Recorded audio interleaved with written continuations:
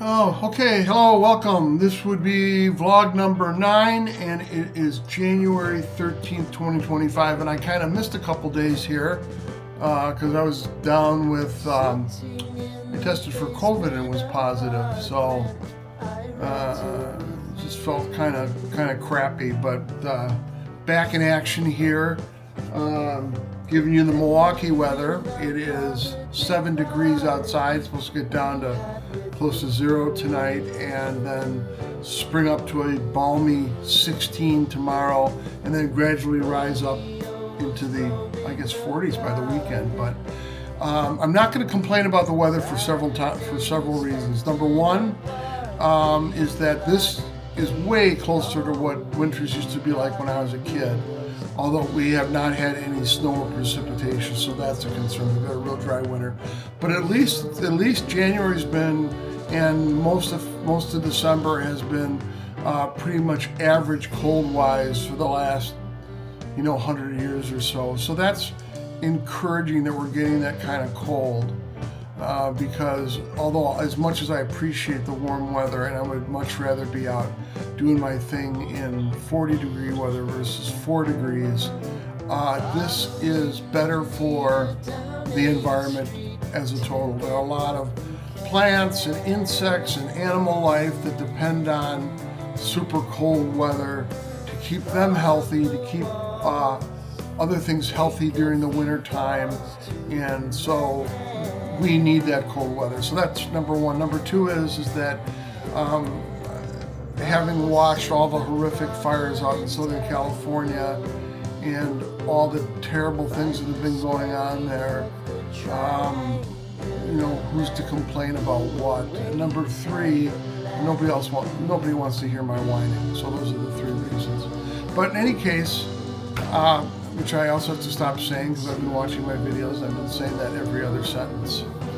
I wanted to talk today a little bit about a decision that I made to go from a high-speed full-frame camera, the Z9, which I had bought, I don't know, 6 or 7 months ago. I originally had the Z8, and I sold it just because I thought I may like that. I like that pro body.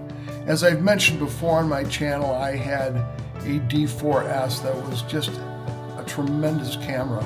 The colors coming out of it were superb. The sensor in low light was spectacular. It was a 16 megapixel sensor, probably a Sony sensor, and it did a great job in low light. It was the autofocus system on that, in my opinion, is as good as anything that we've ever had, even in these mirrorless cameras that have come out, like the Z8 and the Z9 and those flagship cameras.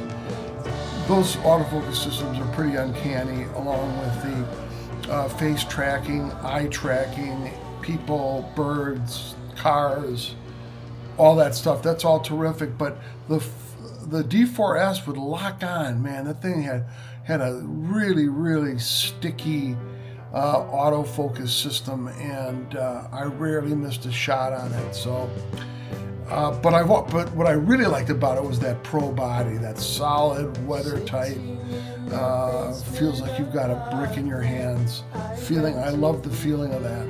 Well, when I got the Z9, it had that exact same feel, which is a wonderful feeling.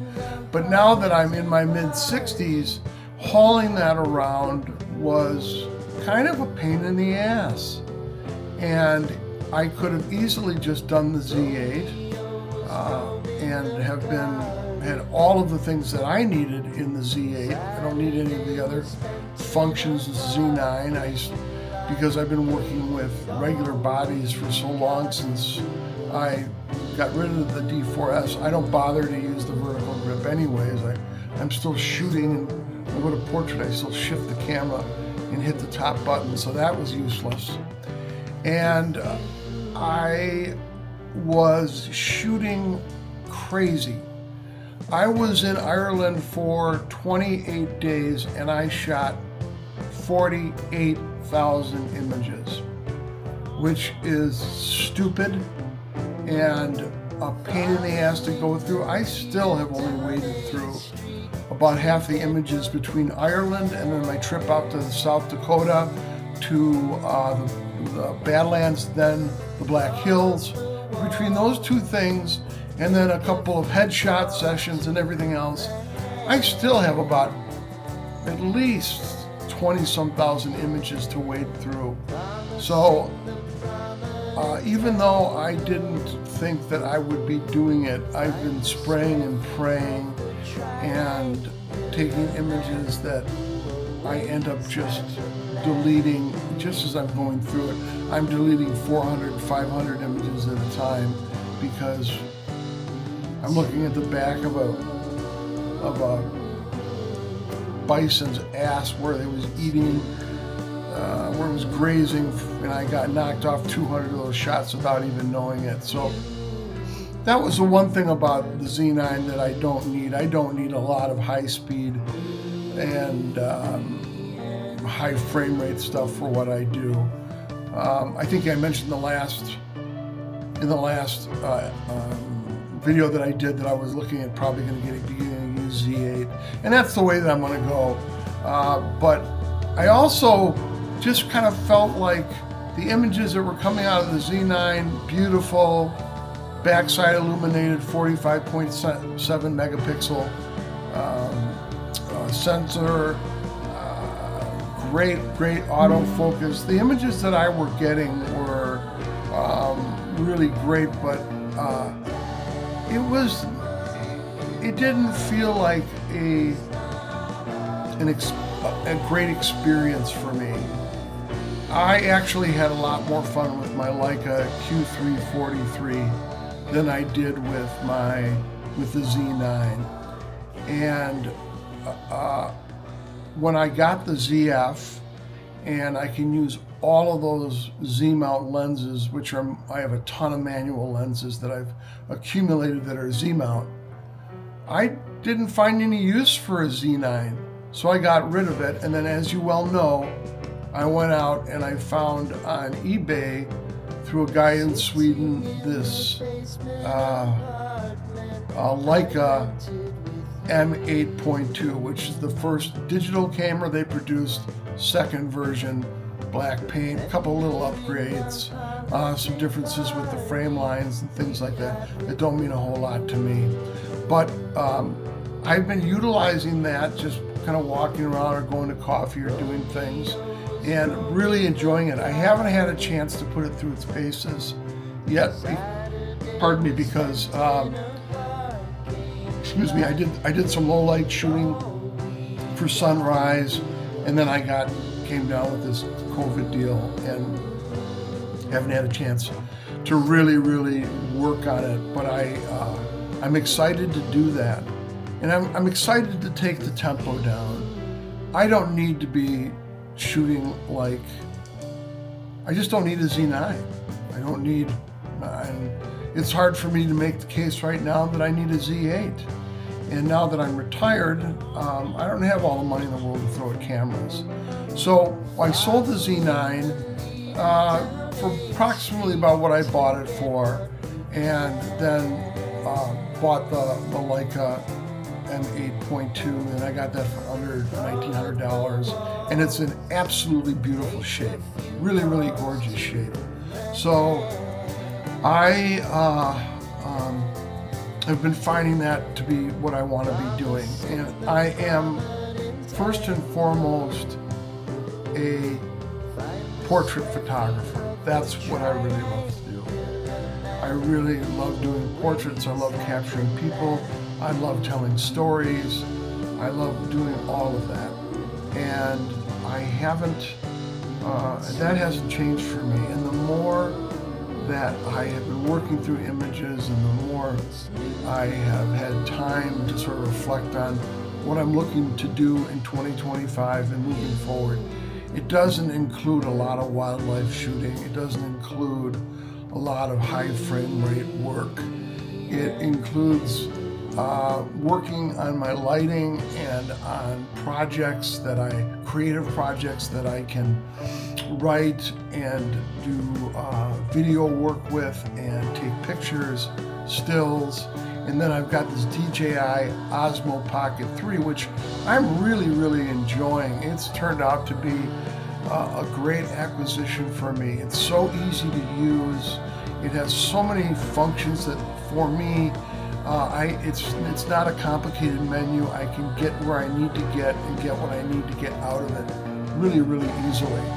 And it's easy to download the images onto my computer so that I can work on them and everything like that. So between the DJI Osmo Pocket 3, the ZF, which is, like I said, a terrific camera, uses all my Z lenses, and the Leica M8.2, I feel like I have what I need for 2025. So that's the way it's going to be for me this year. I don't think I'll be investing in a Z8 unless a project comes along that requires it. But there are some great projects coming up that I'm going to be doing some in unison with some of my photographer friends. And I'm going to be doing some of my own, and some are going to be continuation of projects that I've been working on steadily for the last 4 to 6 years, and just kind of been doing it in bits and pieces. So that's what I'm really looking at and looking forward to. Well, that's where I'm at as far as cameras and everything are concerned. I would love to get another Leica Q343. Absolutely love that camera. Like I said, they really improved the autofocus on it from the Q2, which was a terrific camera. They've got phase detection and contrast detection now, and I found it very sticky in all but the most challenging lighting conditions, where I'd have even problems with my Z9 or my Z8 acquiring focus on those things. So loving it, and the ZF is a real sticky thing too. I don't need to do birding, I don't need to do a lot of things. So for what I'm doing, the ZF's autofocusing system is really amazing. It's outstanding, and it's really a solid little piece of kit. So I like it, and I'm going to be going through all my Z lens collection with you in my next video to just kind of talk about it and put it up with corresponding images. But I've been working now with my website guy, Brad Nulp from Signal Point in Milwaukee, who helped to design my website and is helping to keep it up to date and do what needs to be done on it. So I'm adding big chunks onto that, and I'm going to be kicking up my e-commerce here in the next few months so I can get that up and going as well. So that's where I'm at. I hope everything's going well with you. One of my favorite YouTube artists, his name is Dan Milnor, Milnor. Terrific guy. He was running a YouTube channel for a while. That's how I first found him. And we would be exchanging emails back and forth. He also works full-time for Blurb, which is a self-publishing company that does everything from hardcover books to e-zines to just about everything else. And he's got a full-time job with them, and so all of his social media stuff takes a little bit of a backseat. But he is an absolutely great. I think he's a great photographer. He denies that completely. I think it's just being self-deprecating, because he does put together a lot of great images, and he really understands the landscape now and talks very frankly, and I really enjoy his stuff. So if you can catch Dan Milnor, Milnor, and I will try to put a link in my description about his channel, check him out, because his isn't about gear and all that stuff. It's about the current state of photography. It's about how to shoot projects. It's about his own things he's got going on. And he's also a very intelligent guy, hilarious to listen to, and definitely worth it. So I recommend him. But I'm not going to say in any case. So I'm all done now. That's enough of my time. I'm going to throw some pictures up here too, put a little music down below. And I'm working on another DaVinci Resolve tutorial that hopefully will be able to help me take this to the next level and beyond. So peace out. All right, love you, bye.